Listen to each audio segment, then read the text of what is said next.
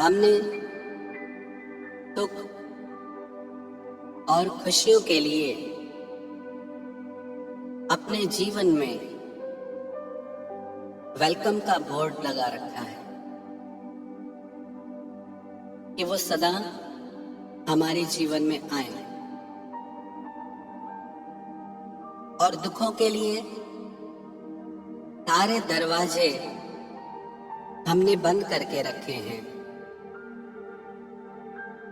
फिर भी वो दुख हमारी पूरी सावधानी करने के बाद भी बार बार हमारे जीवन में आता है। हम खुशियां पाने का प्रयास करते हैं जन्म से लेकर मृत्यु तक, और दुखों से सामना होता रहता है। तो ऐसा क्यों होता है? जरा हम विचार करें, या तो हम उस डायरेक्शन में नहीं जा रहे जिस रास्ते पे, जिस मार्ग पे हमें खुशियां और सुख मिले। क्योंकि जिस रास्ते पे हम चल रहे हैं मंजिल भी हमें वही मिलेगी। हम जरा विचार करें, सोचें कि हमारी खुशी के साधन क्या है। खुशी हमें कहां से मिलती है, कहां से प्राप्त करने की कोशिश करते हैं, हमारी खुशी के साधन क्या हैं? संसार के भौतिक सुख, संसार के पदार्थों से सुख, संसार के व्यक्तियों से सुख, संसार की परिस्थितियों से सुख और स्थानों से सुख।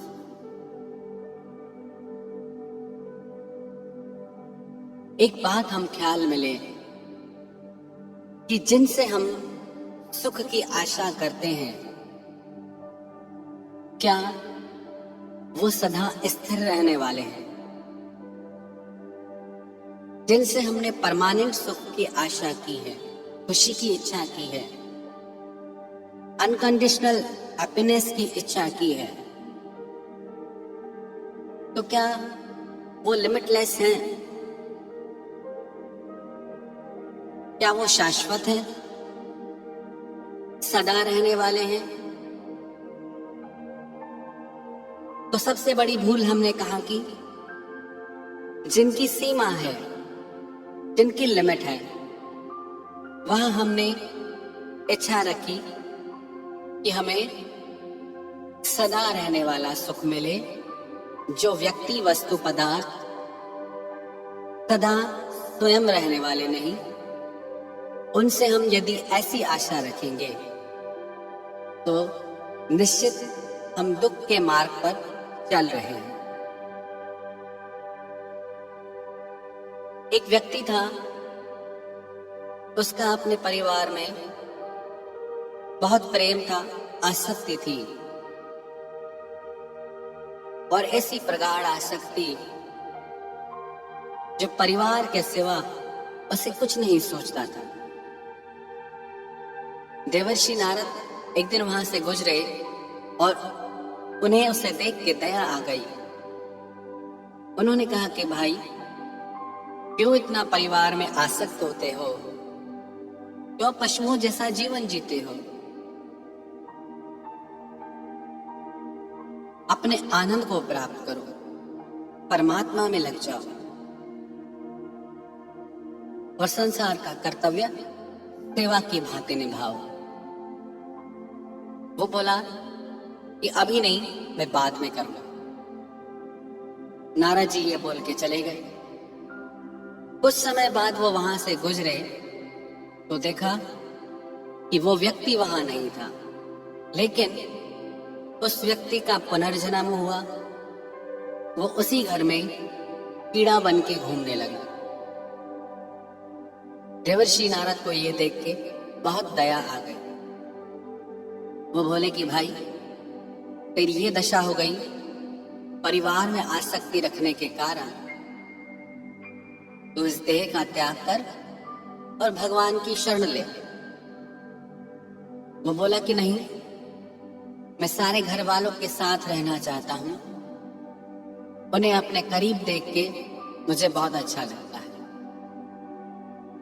देवर्षि नारद को बहुत अचंभा लगा कि ऐसी इसकी दुर्दशा हुई है, पर आसक्ति के चलते इसे यहां दुख दिखाई दे रहा है। नारद जी वहां से चले।